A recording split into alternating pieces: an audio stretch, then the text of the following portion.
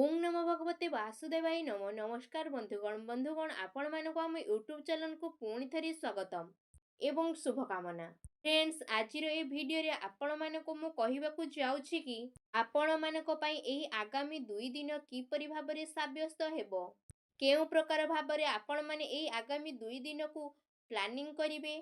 आ सहित विशेष भाबरे जदि मु आपण मानक कहिबि कि केउ सब जिनिस रे आपण मानक फायदा मध्ये हेबो एवं ता सहित आपण मानक केउ सब जिनिस रे सावधानता अवलंबन करने मध्य पड़िबो। आपण मानकर लव लाइन किपरि भाबरे रहइबो, कैरियर किपरि भाबरे रहइबो एवं ता सहित आपण मानकर किपरि भाबरे रहइबो। ता सहित सबुठु इम्पोर्टेंट आपण मानक स्वास्थ्यर महत्वपूर्ण इनफॉरमेशन मध्य म आपण मानक देबी एवं सबुदिन परी मु वीडियो शेष रे आपण मानक गोटे उपाय मध्य जणैबी जहा द्वारा आपण माने आगामी 2 दिन को सुखमय एवं सफल करि परिबे। तेणु सबुदिन परी मोर गोटे रिक्वेस्ट कि आपण मानक वीडियो स्टार्ट करबा पूर्व कि आपण माने जदि ए चैनल रे नुआ अछंती तेबे एबे ही जाई कि सब्सक्राइब करंतु एवं पाखरे थिबा बेल आइकन को क्लिक करंतु जहा फल रे समय समय रे समस्त वीडियो रो नोटिफिकेशन आपण मानक सर्वप्रथम मिली परिबो। आसंतु एबे जानिबा आपण मानक पई एही आगामी 2 दिन किपरि भाबरे साब्यस्त हेबा पई कि जाउ अछि। जदि विशेष भाबरे कहिबाकू जिबि कि आपण मानक सबठारु विशेष भाबरे कोन आपण मानक पई एही 2 दिन पॉजिटिव हेबा पई कि जाउ अछि।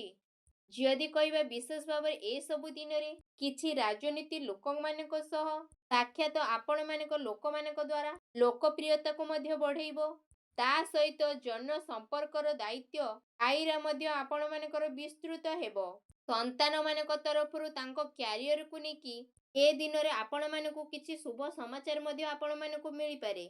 आपण मानकर सिद्धांतवादी दृष्टिकोण समाज एवं धार्मिक स्थल रे विशेष भाबरे समालोचक उपाधि मध्य आपण को प्रदान करिवो। एहा सहित धार्मिक एवं आध्यात्मिक गतिविधि रे आपण मानकर महत्वपूर्ण योगदान मध्य बनु रही अछि। प्रॉपर्टी संबंधी कौनसी अटकी थिबा कार्य पूरा हेबार संभावना मध्य बनु रही अछि। ए दिनर समय आपण मानक भल एवं खराब स्थिति प्रदान करिवो। ता सहित भाग्य एवं संतान संबंधित कार्य रे आपण मानक विशेष भाबरे सुविधा प्रदान मध्य करिवो।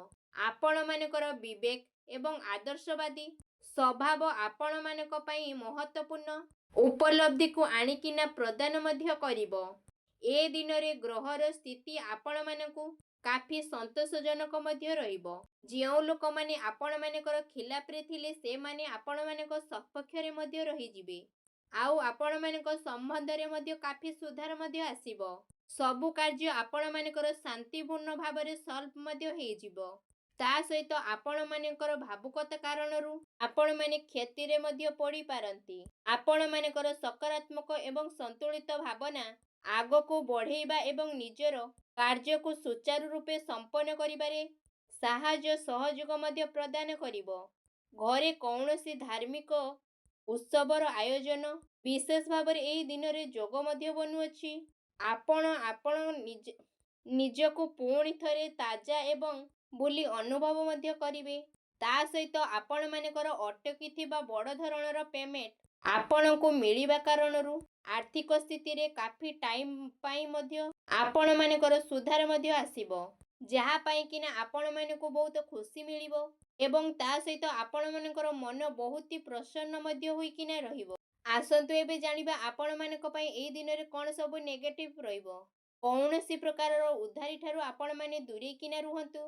धन नेण देण कार्य करिबा ठारू छलना किंबा धोखा पाइबार मध्य शिकार होई पारंती। कौनसी भी कार्य करिबार अधिक भाबी चिंती किना निजर टाइम को केबे भी लगांतु नहीं, जहा फल रे आपण मानक हातरू समय मध्य जाई पारे। सामाजिक संपर्क को मधुरता बनेबार अति आवश्यकता मध्य एही दिन रे अछि। केबे केबे किछि नकारात्मक कथा पुणी थरे मध्य एही दिन मानकर उठी पारे, जेउथि पई कि आपण मानक मन रे काफी टाइम पई दुर्बल मध्य अनुभव करिवे। निजर स्वभाव को सब बळे पॉजिटिव करी किना रखंतु। काहा को जदि आपण माने कथा दैचंती से कथा को मध्य रखंतु। काहे किना आपण माने कथा न रखिले समाज रे आपण मानकर अपमानित मध्य एही दिन मानकर हेई पारे। କୌଣସି ଲାଭଦାୟକ କାର୍ଯ୍ୟ ମଧ୍ୟ ଆପଣମାନଙ୍କ ହାତରୁ ଯିବାର ସମ୍ଭାବନା ମଧ୍ୟ ବନୁଅଛି। ସବୁବେଳେ ଦେଖେଇ ହେବା ଗୁଣଠାରୁ ଆପଣମାନେ ସବୁବେଳେ ଦୂରେଇକିନା ରୁହନ୍ତୁ, ନଚେତ୍ ଆପଣମାନେ ବିପଦରେ ପଡ଼ିପାରନ୍ତି। ଆସନ୍ତୁ ଏବେ ଜାଣିବା ଆପଣମାନଙ୍କର ଏହି ଦିନରେ ଲଭ୍ ଲାଇନ୍ କିପରି ଭାବରେ ରହିବ। ଘରର ମାହୋଲ ଅନୁଶାସିତ ଏବଂ ଖୁସି ଭରା ହେଇକିନା ରହିବ। ପ୍ରେମ ସମ୍ବନ୍ଧରେ ମର୍ଯ୍ୟାଦା ରଖିବାର ଅତି ଆବଶ୍ୟକତା ମଧ୍ୟ ରହିଛି। ଆପଣମାନଙ୍କର ସମସ୍ୟାକୁ ସୁଲଝେଇବାରେ ଆପଣମାନଙ୍କର ଜୀବନସାଥୀ ଏବଂ ପିଲାମାନଙ୍କର ସହଯୋଗ ମଧ୍ୟ ରହିବ, ଯେଉଁଥିପାଇଁ କି ଆପଣମାନଙ୍କର ଆତ୍ମବିଶ୍ୱାସ କାଫି ଭଲ ରହିବ। ତା ସହିତ କୌଣସି ବନ୍ଧୁମାନଙ୍କ ସହିତ ଆପଣମାନଙ୍କର ଯାତ୍ରା ମଧ୍ୟ ଏହି ଦିନମାନଙ୍କରେ ବନୁଅଛି, ଯେଉଁଥିପାଇଁ କି ଘର ପରିବାରରେ ଶାନ୍ତିପୂର୍ଣ୍ଣ ଏବଂ ସୁଖମୟ ହୋଇକିନା ରହିବ। ଆସନ୍ତୁ ଏବେ ଜାଣିବା ଆପଣମାନଙ୍କର ଏହି ଦିନରେ ବ୍ୟବସାୟ ଏବଂ କ୍ୟାରିୟର କିପରି ଭାବରେ ରହିବ। କାର୍ଯ୍ୟସ୍ଥଳରେ ନିଆଯାଇଥିବା ଠୋସ୍ ନିର୍ଣ୍ଣୟ ଆପଣମାନଙ୍କ ପାଇଁ କି ବହୁତ ଭଲ ରହିବ ଏବଂ ସଫଳତା ମଧ୍ୟ ଆପଣମାନଙ୍କୁ ଅବଶ୍ୟ ପ୍ରାପ୍ତ ହେବ। ଏ ଦିନମାନଙ୍କରେ ମାର୍କେଟିଂ ଏବଂ ତଥା ପେମେଣ୍ଟ କଲେକ୍ଟ ଭଳି କାର୍ଯ୍ୟରେ ଆପଣମାନଙ୍କର ଅଧିକ ସମୟ ମଧ୍ୟ କଟିବ। ଆପଣମାନଙ୍କ ସହିତ ଛଳନା ମଧ୍ୟ ହେଇପାରେ। ଚାକିରି କ୍ଷେତ୍ରରେ ସ୍ଥାନ ପରିବର୍ତ୍ତନ ଏବଂ ଚିନ୍ତା ସ୍ଥିତି ମଧ୍ୟ ଆପଣମାନଙ୍କ ପାଇଁ ବନୁଅଛି। କାର୍ଯ୍ୟସ୍ଥଳରେ କୌଣସି ପଡ଼ୋଶୀଙ୍କ ଦ୍ୱାରା ଲଢ଼େଇ ଝଗଡ଼ାର ସ୍ଥିତି ମଧ୍ୟ ବନିବ। କୌଣସି କାର୍ଯ୍ୟସ୍ଥଳରେ ଜଟିଳତା ମଧ୍ୟ ଆପଣମାନଙ୍କୁ ଦେଖାଦେବ। ବ୍ୟବସାୟିକ କାର୍ଯ୍ୟ ପ୍ରଣାଳୀରେ ଆପଣମାନଙ୍କୁ ପରିବର୍ତ୍ତନ ଆଣିବା ବହୁତ ଭଲ ହେବ।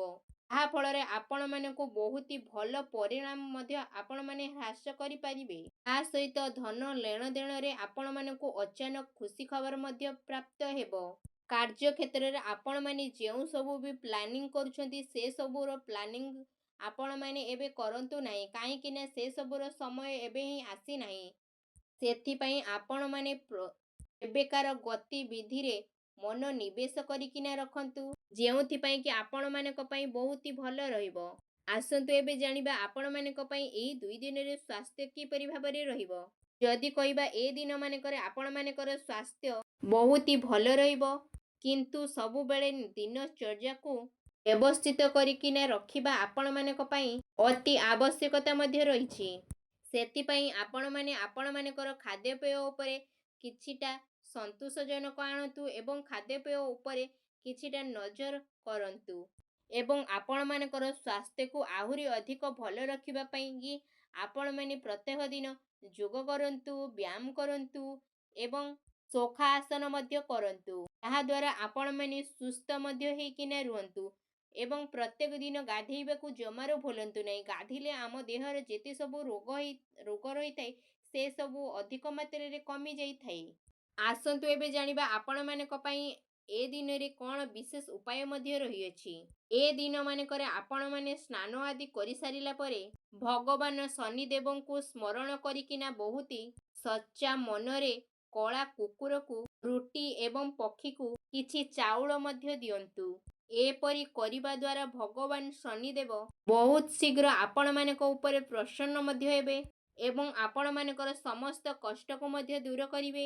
ଆଉ ଯାହା ବି ଆପଣମାନଙ୍କ ଜୀବନରେ ପ୍ରୋବ୍ଲେମ ଚାଲୁଥିଲା ସବୁ ପ୍ରୋବ୍ଲେମର ମଧ୍ୟ ଅନ୍ତ କରିନେବେ। ଆଉ ଯାହା ବି ଆପଣମାନଙ୍କ ଜୀବନରେ ଅସୁବିଧା ଅଛି ସେ ସବୁ ସମସ୍ୟାକୁ ମଧ୍ୟ ଶେଷ କରିନେବେ। ଆଉ ଆପଣମାନଙ୍କୁ ଶୀଘ୍ର ହିଁ ଶୁଭ ଫଳ ପ୍ରାପ୍ତ ହେବ। ଆଉ ସବୁ କାର୍ଯ୍ୟ ଆପଣମାନଙ୍କର ଆଶାନୀରେ ପୂରଣ ମଧ୍ୟ ହେବ। ଭଗବାନ ଶନିଦେବଙ୍କର ଆଶୀର୍ବାଦ ଆପଣମାନଙ୍କୁ ପ୍ରାପ୍ତ ହେଉ। ଯଦି ଆପଣମାନଙ୍କୁ ଆଜିର ଏ ଭିଡ଼ିଓଟି ଭଲ ଲାଗିଥାଏ ତେବେ ସଚ୍ଚା ଦିଲରେ କମେଣ୍ଟ ବକ୍ସରେ ଜୟ ଶନିଦେବ ବୋଲି ନିଶ୍ଚିତ ଲେଖନ୍ତୁ। ପୁଣି ଦେଖା ହେବ ଏକ ନୂତନ ଭିଡ଼ିଓ ମାଧ୍ୟମରେ। ସେ ପର୍ଯ୍ୟନ୍ତ ବିଦାୟ ଦିଅନ୍ତୁ। ରହୁଛି। ଧନ୍ୟବାଦ।